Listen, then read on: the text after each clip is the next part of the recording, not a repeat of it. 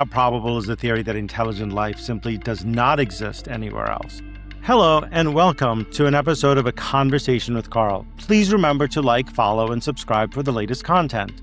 Today, I am very excited to be joined by Dr. Stephen Webb, a British physicist, author, and academic staff member at the University of Portsmouth. After earning his PhD in physics from Manchester University, Dr. Webb gained international acclaim for bringing complex science to the public, most notably through his popular 2018 TED Talk, Where Are All the Aliens?, and his extensive work on the Fermi Project. His most celebrated book, If the Universe is Teeming with Aliens, Where is Everybody?, details dozens of potential solutions as to why we have not yet found extraterrestrial life.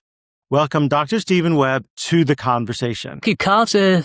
Pleasure to be here. Thank you for inviting me. Thanks so much. Let's get started. How do you define the Fermi Paradox, and what are its historical origins? Okay, as the name implies, it originated with Enrico Fermi, a great Italian-American physicist, although some people would say it's not Fermi's and it's not a paradox. The basic idea actually goes back quite a way before Fermi. And let's call it Fermi's question, where is everybody, rather than a paradox, since that is perhaps a fairer description. Why should we care about this? Why does it have paradoxical aspects to it? Well, the question puts two observations into conflict. So we know the universe is big, okay? There are hundreds of billions of stars in the galaxy. There are hundreds of billions of galaxies, and we know that pretty much stars come with planets. So there are countless places where life presumably can start. And if there's nothing special about us, we might well expect that some of those life forms go on to develop intelligence and technological civilization. So that's the one. On the other hand, we know that the universe is old. It's about 13.8 billion years old. So if those technological civilizations keep on improving as we ourselves have done, we can't deny them that opportunity. If we look at what we have done over the past few hundreds of years, our technology gets better and better and better. Well, some of those advanced civilizations could be tens of thousands of years in advance of us, more likely to be hundreds of thousands of years, or even millions, even a billion years in advance of us. So if they have this level of technological sophistication that would seem to us to be almost magical, they should be disturbing the universe in a way that we can now see. You could argue that they should be here right now, and even if not, they should be doing things that we could see. And instead, when we look out, we hear nothing, we see nothing. So that's the root of the paradox. And what fascinates me is just the number of different ways that people have considered that question, ranging from, well, obviously they're here right now, through to, well, it's just us in this big, vast universe. So where are the aliens? So there are countless ways of approaching this question. So some people would argue that they are here right now, and they have abducted me and probed me. There's usually a lot of probing going on. Or at the very least, they're flying around the atmosphere, and we call them UFOs or UAPs. Personally, I think the evidence for that is not non-existent, but it's very, very, very slim and tenuous. So it's not something that I would agree with. But if science were a democratic process, which it's not, that would probably be the most popular explanation for where are the aliens? They're here. Even then, you can have, if you accept that they're here, you can have more subtle approaches than just to say that UFOs are their craft. But they don't, I would imagine if the aliens are here, they're going to have to learn how to communicate with us, and we have to learn how to communicate with them. And it's not like they got another language and we can just type it into our phone and say, translate, Google Translate, help. That's one of the reasons why I think it's a tenuous link to link light in the sky to alien craft. But there are other ways of approaching this idea that they are, in fact, here right now without invoking UFOs. You could, for example, take the simulation hypothesis, which is that we exist as beings in some aliens simulation, a computer game, a sim, if you like. So the aliens are there because they have created us. That's a popular idea amongst some people. Again, I don't think it carries much weight, because with our level of science, it would be incredibly difficult to create a perfect simulation that would fool us. Other people have argued that we're living in a zoo, so the aliens are here, but they're... Well, that goes to your zoo hypothesis. Yeah. Okay. So it's not... Yeah, see, how does the zoo hypothesis attempt to explain the science here? So we see nothing when we look out into the universe, and some people can't accept that we see nothing because there's nothing there. So to my mind, the zoo hypothesis is a sort of story that explains this. It takes this Star Trek type idea of the idea that if you're an advanced civilization, you wouldn't want necessarily to interfere with the growth of a civilization. Or maybe you just want to study the civilization or whatever. There might be various motives. So these advanced civilizations put a do not enter sign, if you like, around the solar system, keep other civilizations away from us. So we're zoo members, zoo animals, if you like, and the aliens are observing us. Again, I find this an unattractive solution, personally. For one thing, we presumably are not the only members of a zoo. There should be other zoos out there. We don't see those other zoos. We don't see those no entry signs around our solar system. So personally... But yeah, go on, sorry. Well, no, so go on. Yeah, why would they come here? That's what I don't understand. Like, what is the purpose of aliens coming here? I know we have different ideas that they're coming to eat us, they're coming here for fuel, they're coming here for different things, but I don't understand what they would want. What would they want? I think that's a terrific question that actually isn't asked as often as it should be.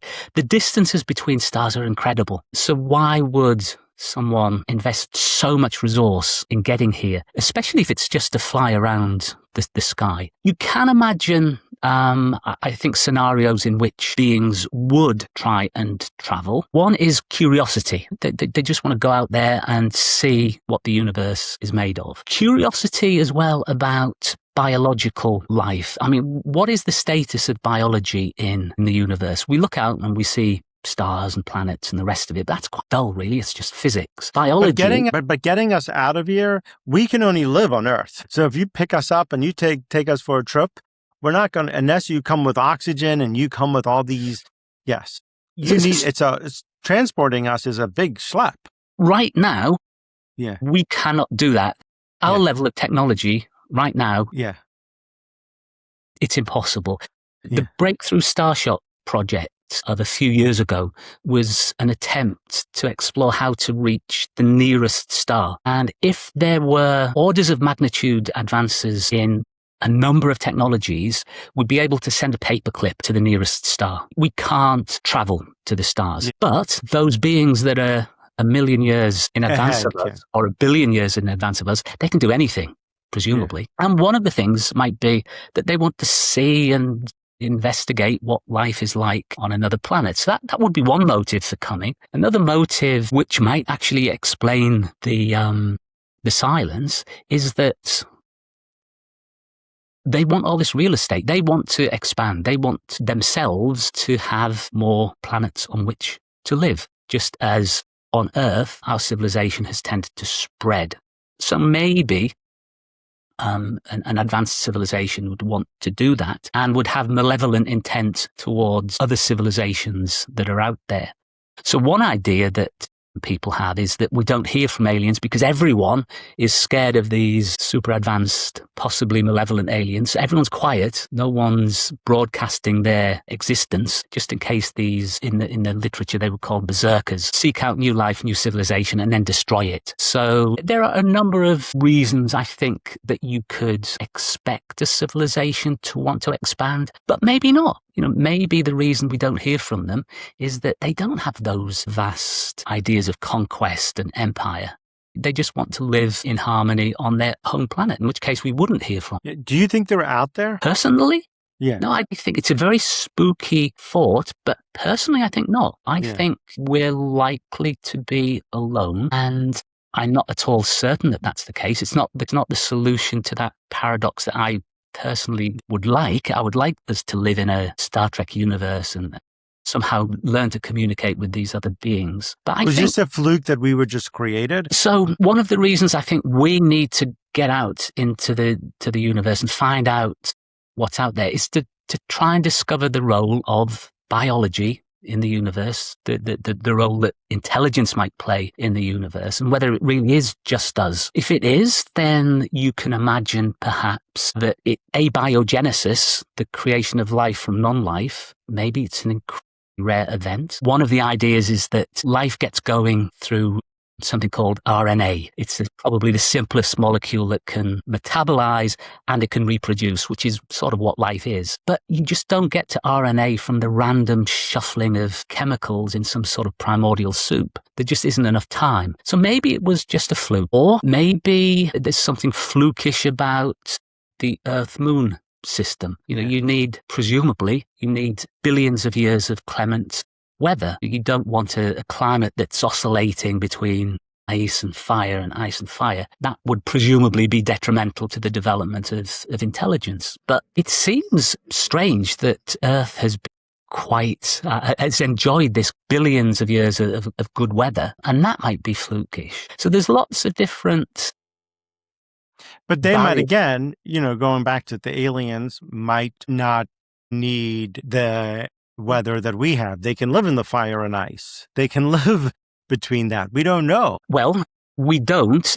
You can, I think, plausibly argue, though, that the development of intelligence requires a period of stability, not of weather, but of climate. So we know that the things that have caused mass extinctions in the past have been things to do with climate. So if something is too hot, or if water, which we think of, again, we don't know for certain, but we think of water as being a requirement for life. If that water is locked up in ice form, it's difficult to imagine intelligent species developing that can reach the stars. So that's one aspect of it. Another is that presumably, again, if you want to have a civilization that can reach out across the stars, it's going to have to be a civilization of social creatures. This is not something that an individual would do. They're going to have to be able to communicate with each other, so you need a language with a complex grammar. That needs to take place on a planet where there's resources to enable all of this to happen. You presumably need intelligence and manual dexterity. And also, they can't just go around the planet without refueling. They're going to have to figure out how to refuel. They're going to have to figure out what food they need. We don't know what they live on. They might live on trees, or who knows. So maybe they are ocean dwellers, and we wouldn't hear from them. Yes. Dolphins might be intelligent, but they're not going to build radio telescopes. Yes. So given the vast size and age of the universe, well, I've asked this already. How probable is the theory that intelligent life simply does not exist anywhere else? Well, I find it, on the one hand, almost incredible. You look out into the universe and it is so big. There are so many stars. It's such a big number. And certainly as a kid growing up, reading science fiction and studying physics, science fiction was telling me there must be intelligent aliens out there. Science was telling me there must be intelligent aliens out there. Because it's a numbers game. The number is so big, the number of planets. On the other hand, we don't know whether it really is big in this context. We don't know what a big number is in this context. Maybe you need a universe that is this big in order to develop one civilization that can ask this question: where is everybody? We just don't know. And that's why we need to get out there and look and put more money in it. And then how do you interpret claims of alien contact or abduction? Are these people fabricating these accounts or experiencing genuine psychological phenomena? I find it personally really difficult to believe these claims that aliens would travel these vast distances to abduct someone. And there never is any proof of these claims. So personally, I don't put much, if any, store in these claims. Why they experience, I'm not saying that these individuals are not experiencing something, but whether that something that they're experiencing corresponds to an external event, such as an alien coming to Earth to abduct them. No. Yeah. And then, statistically speaking, what is the likelihood that advanced civilizations existed in the past, but vanished before we could even discover them? So that's another reason why we might not see them. So maybe this idea of intelligence plus opposable thumbs is a self-limiting phenomena from an evolutionary point of view. Maybe they burn their planet up with climate change, or they develop AI destroys them, or they figure out, as we are on the verge of doing, the secrets of life and create bioweapons. All sorts of ways you can imagine a civilization bringing itself to a premature end. And if that's the case, it's yet another way of explaining this observation that we don't see them, or we don't seem to be seeing them. How do you feel AI is playing a role into the search for aliens or the search for extraterrestrial life form out there? At the moment, I find it very irritating because I'm finding that people seem to be asking ChatGPT, where are the aliens? And GPT is giving an answer, and I'm getting flooded. My inbox is flooded with stuff that ChatGPT is just making up. That's a slightly flippant answer. I think the deeper answer is that AI, not these large language models necessarily, but AI in general, is going to get better and better. And it will become, I think, a partner to us in the future to better understand what's out there and maybe come up with new search strategies, new ways of analyzing data. So I'm very optimistic in the future that the human AI partnership will do great things. Right now, though, it's a pain. Mars once had a thicker atmosphere and liquid surface water. Could an ancient civilization have once existed there? And might primitive life still survive beneath its surface today? I don't think a civilization is a reasonable idea. I don't think there's a past Martian civilization. That was the idea back in a couple of centuries ago with the seeming observation of canals and so on. So I don't think a Martian civilization is a reasonable idea, but it's entirely possible that water flowed in the past on Mars and microbes developed on Mars. And in fact, you can imagine a scenario in which life began on Mars, not on Earth, but it began on Mars, and then meteorites smashed into Mars, sent stuff spraying off into space. Some of that landed on Earth, and that's how Earth got its life. And then like Superman brings his the three guys come from Krypton. Microbes as opposed to Superman. But if that's the case, you can imagine that happening because it seems that primitive Earth was not a very hospitable place. Mars was probably more hospitable. If life started on Mars and then got transferred to Earth through some sort of cataclysm, again, that means that life could be potentially very, very rare because you need a hospitable place on which life starts, and then you've got to have another place nearby that can give a home over the long term. Where's the scientific community right now? Are they split on the existence of extraterrestrial life, or is there a general consensus? I think probably the consensus is what it was when I got involved in the field 40 years ago. And that's still that, yes, there is life out there because the universe is so big. And there are all sorts of reasons why you can imagine why the silence exists and persists. I sense a slight shift over recent years because our science has really improved over the past 4 decades. I mean, the telescopes are better. We have space-based telescopes.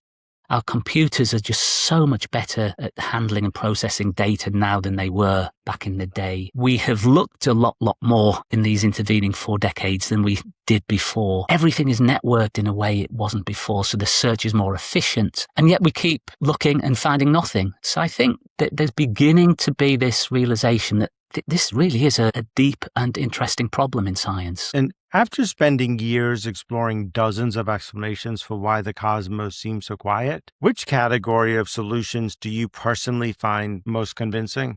The convincing one to me is that we take it at face value and we look into the universe, hear and see nothing that comes from an advanced civilization because those civilizations don't exist. It's just us. Why that should be the case, I don't know. You can imagine a universe filled with life. It just hasn't gone on to generate intelligent life.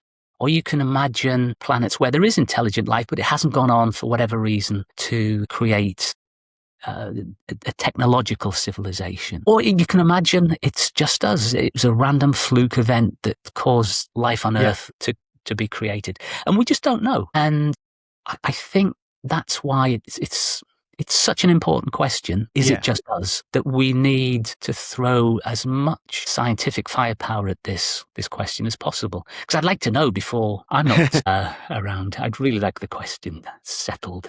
And can studying human evolutionary history help us understand the likelihood of life elsewhere in the cosmos? I think it's interesting when you ask biologists, you ask whether there's a consensus amongst scientists. I think most physical scientists would say the consensus there would be that yes, there are other intelligences, advanced technological civilizations indeed out there. You ask an evolutionary biologist and you get a much more nuanced response, because they would say, well, you look at the billions and billions and billions of species that have existed on this planet. There are billions of species right now, and those species are just as successful as us. If you want to point to a successful species or successful type of life, bacteria, they've persisted for billions of years. They can live in all sorts of different conditions. They'll probably be around after humanity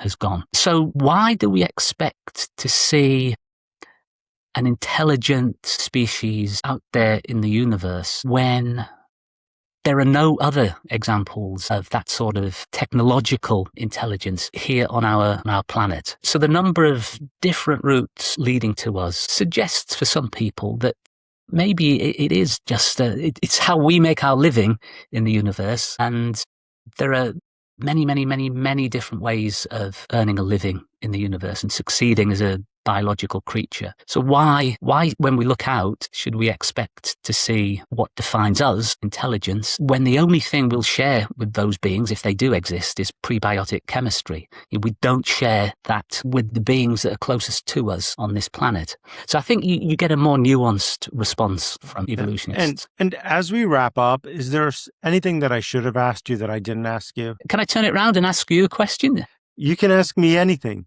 What? What's your idea and take on this question? I have no idea. I imagine that there has to be some type of, I find it very strange that we're the only people out there, or that there's other type of human life out there. I find it very strange that we're the only ones on planet Earth, and that's it. When you look out there, it's so vast, it's so big. But when I hear stories of probes, I'm not sure, why would aliens come down here and then probe someone? Why would they go to cornfields and make mazes? That seems counterproductive to me, but what do I know? Maybe they want to make mazes. I don't know. Maybe they're like, oh, let's go make a maze down there on Earth. When you look at why, Neil deGrasse Tyson always says, when you ask him, he goes, why would they go there?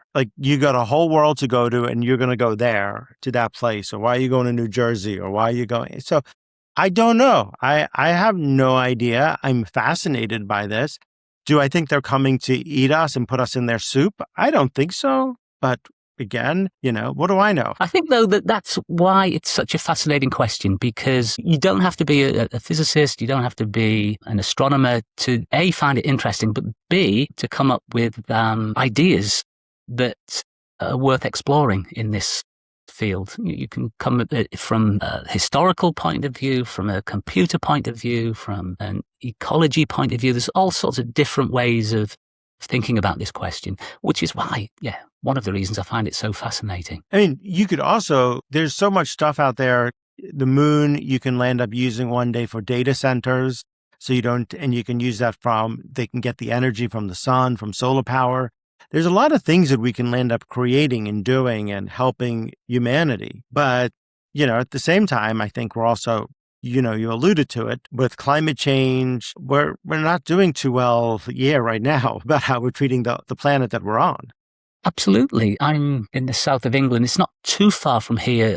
France is burning up at present, as is Spain. So we're not doing very well. Yeah. And it's easy to be pessimistic and look at all of the ways that we could bring an end to it. But if you are optimistic, and you mentioned those ideas, moon bases, well, maybe that'll be the next stage of our space exploration, maybe getting to Mars. And if we can survive over the next 100, 200 years, and if that rate of technological progress continues, then we can be that civilization, if we choose to do it, to go out there and to explore. So I guess it's whether you're an optimist or a pessimist. Yes. I mean, I have no need to go to space. I'm happy to stay right here on planet Earth. If someone said, You don't want to go out there and fulfill a boyhood dream of being an astronaut. No, I like sitting right down here on planet Earth, and I'm happy that planet Earth is stable and I'm not moving around, and I don't need to put on a spacesuit and try to figure out how to live up there. I'm really good living on planet Earth. Well, again, we alluded to it earlier that it is incredibly difficult to actually live out there. And even if you look on Earth, hardly anyone lives in Antarctica, hardly anyone lives in the Sahara Desert, because it's just really, really hard to live there. And you can multiply the difficulty by 1,000-fold when you start thinking about space. But if you start thinking in that really, really long term, hundreds of thousands of years, then maybe things become possible that are currently impossible. Yeah. Dr. Stephen Webb, the book is If the Universe is Teeming with Aliens, Where is Everybody? Thank you so much for joining me. Thank you out there for listening. As always, let me know what you think. Put your thoughts in the comment section. And until next time, everyone, be safe